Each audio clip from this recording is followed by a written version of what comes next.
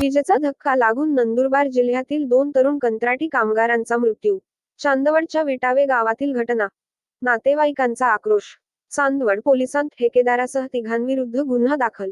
विजेच्या लाईनचे काम सुरू असताना मुख्य विद्युत वाहिनीला स्पर्श होऊन जोरदार धक्का लागून 2 कंत्राटी कामगारांचा मृत्यू झाल्याची धक्कादायक घटना नाशिकच्या चांदवड तालुक्यातील विटावे येथे काल दुपारी घडली. यात सुनील खुमावळवी वय 22, आशिष नगर तालुका शहादा व केवलसिंग सोत्या पाडवी वय 27, देवमोगरा पुनर्वसन तालुका अक्कलकुवा या घटनेत 2 तरुण कंत्राटी कामगारांचा मृत्यू झाला आहे. दोघेही नंदुरबार जिल्ह्यातील शहादा व अक्कलकुवा तालुक्यातील आहेत.